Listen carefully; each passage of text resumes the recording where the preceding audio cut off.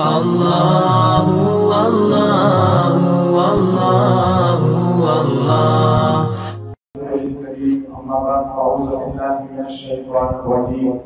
بسم اللہ الرحمن الرحیم۔ رمضان المبارک کے جو کہ بابرکت رمضان ہے،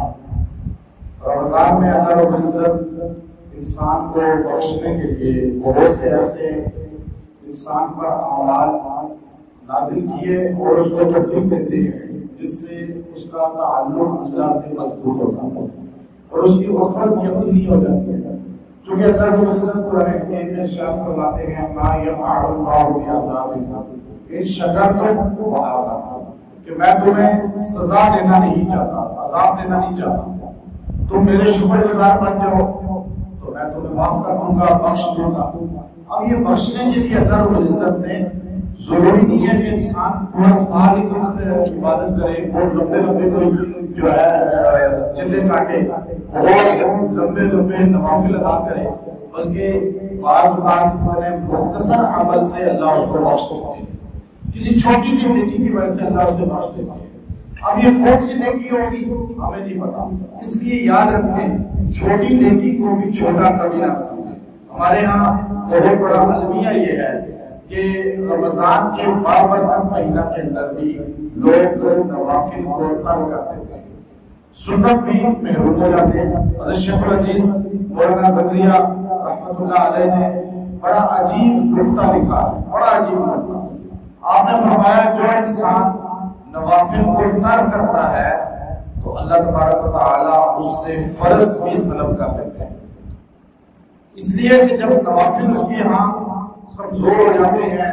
کم اہمیت والے ہو جاتے ہیں، تو پھر اس کے دل میں چونکہ حکم کم ہو جاتی ہے نفل کی، نفل کیا ہے پوچھ نہیں ہوگی، تو پھر آہستہ آہستہ اس سے سنت بھی نکل جاتے ہیں۔ شیخ رحمۃ اللہ علیہ نے کہا کہ سنت بھی اس سے نکل جاتے ہیں، پھر وہ سنت موقع غیر موقع کو چھوڑ دیتا ہے۔ پھر ایک وقت ایسا آتا ہے جو کہ فرض پڑتا ہے تو بھاگتا ہے گھر کو، دکان کو، پھر وہ آہستہ آہستہ جو ہے فرض نماز سے بھی محروم ہو جاتا ہے۔ پہلے جماعت سے محروم ہوتا ہے، جماعت کی نماز اس سے نکل جاتی ہے، پھر فرض نماز بھی نکل جاتی ہے۔ پتہ یہ چلا کہ نفل چھوڑنے والا فرض سے بھی محروم ہو جاتا ہے۔ تو اب یہ رمضان ہے، اس میں انسان کے لیے تراویح پڑھنی ہے ہی، پہلے کہے گا جی 8 پڑھ لیتے ہیں، پہلے شیطان یہ کہے گا دیکھیں آپ 8 پڑھ لیتے ہیں، آپ 8 شروع کریں گے، 8 پڑھ کے مسجد سے نکلیں گے تو پھر آپ کو شیطان اگلا وار کرے گا کوئی فرض تو نہیں ہے نا، 8 بھی نکل گئے۔ اب اصل چیز کیا ہے، اللہ نے ہمیں بخشنا ہے، اس کے لیے ہمیں مہینہ رمضان کا دے دیا، اس میں ہم اوابین بھی پڑھیں، اب اس میں ہم تہجد بھی رات کو صحیح کے لیے اٹھے تو تھوڑی دیر پہلے اٹھ جائیں، تھوڑا سا نفل پڑھ لیں تہجد کے، تو انسان کا تعلق مضبوط ہو جائے گا اور یہ مغفرت کا ذریعہ بن جائے گا۔ اب کسی انسان کا دل نہیں لگتا نماز میں، انسان بہت سے آتے ہیں مجھے کہتے ہیں کہ ہمارا دل نہیں لگتا نماز میں، ہمارا دل نہیں لگتا قرآن پاک میں، قرآن پڑھنے میں دل نہیں لگتا، نماز پڑھنے میں دل نہیں لگتا، نفل تو دور کی چیز ہے، فرض میں دل نہیں لگتا۔ اب نفل ایسے تھے کہ سیدنا عثمان بن عفان رضی اللہ تعالیٰ کعبۃ اللہ کے اندر گئے، رات کو کھڑے ہوئے اور تلاوت شروع کی، 2 رکعت میں پورا قرآن پاک ختم کر دیا۔ عبداللہ بن زبیر رضی اللہ تعالیٰ عنہ کعبۃ اللہ میں 2 رکعت میں پورا قرآن پاک ختم کر دیا کرتے ہیں۔ حضور صلی اللہ علیہ وسلم پوری رات نفل میں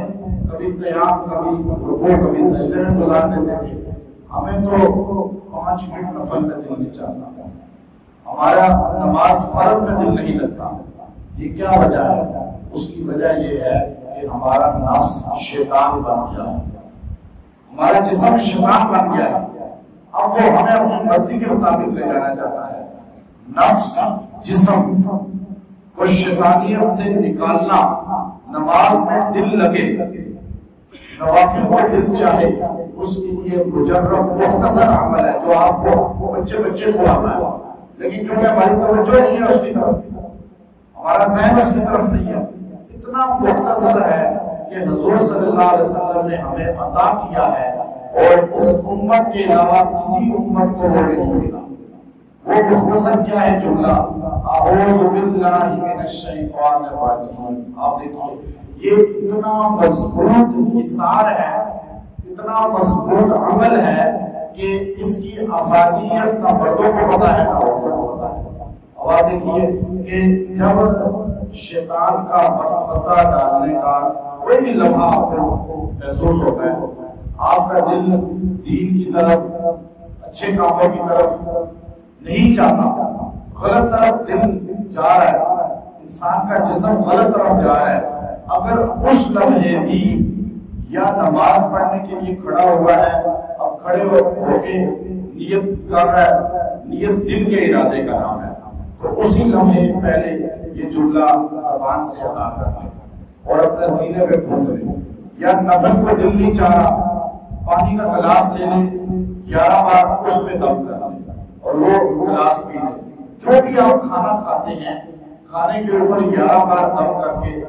کھا لیں، پی لیں۔ بچے سرکش ہیں، دین کی طرف نہیں ہیں، نماز نہیں پڑھتے یا قرآن حکیم نہیں پڑھ رہے، آپ ان کو 11 بار، صرف 11 بار، اس میں اتنی تاثیر ہے ان جملوں کے اندر، جو کہ زبان نبوت کے جملے عطا کرے، اس جملوں کا مقابلہ دنیا نہیں کر سکتا، کیونکہ حضور نے عطا فرمایا۔ حضور نے کہا جب تم یہ جملہ پڑھو گے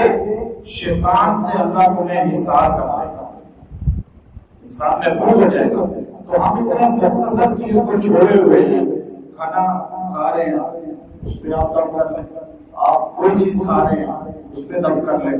اگر آپ کی جو ہے بار بار چاہ کے بھی دل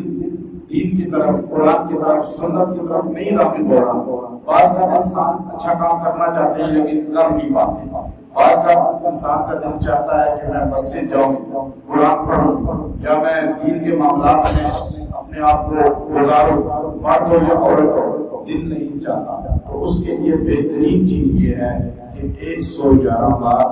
اعوذ باللہ من الشیطان الرجیم بیٹھ کے پڑھ کے دعا کریں، کسی چیز پہ دم کر کے پی لیں، آپ کو محسوس ہوگا کہ آپ کے اندر سے جیسے زنگ اتر گیا، کیونکہ یہ بڑی جامع الفاظ ہیں، بہت جامع ہیں، اس لیے یہ سکھائے گئے ہیں امت کو، ہمیں حضور نے اس لیے سکھائے کہ ہم شیطان کے وار سے بچیں، چونکہ صحابہ جو تھے، تابعین، تبع تابعین، پھر اس کے بعد اولیاء امت، وہ لوگ شیطان سے بچ جاتے تھے، انہیں شیطان کا وار محسوس ہو جاتا تھا، صحابہ کو تو محسوس ہو جاتا تھا، صحابہ کو تو وہ کاریگر ہوتا نہیں تھا ان کا وار، اس لیے اصل ان کلمات کی تاثیر کا فیض ہمارے لیے ہے، کیونکہ ہم شیطان میں گھرے ہوئے ہیں، ہمیں زیادہ ضرورت ہے ان الفاظ کی، تو اس لیے ہمیں کثرت سے ان کلمات کو پڑھنا چاہیے، اپنا وظیفہ بنا لینا چاہیے، چلتے پھرتے ان کو پڑھیں، انشاءاللہ رمضان میں بھی غیر رمضان میں بھی توجہ نصیب ہوگی، اللہ عمل کو توفیق عطا فرمائے، وآخر دعوانا الحمدللہ۔ اللہ اللہ اللہ اللہ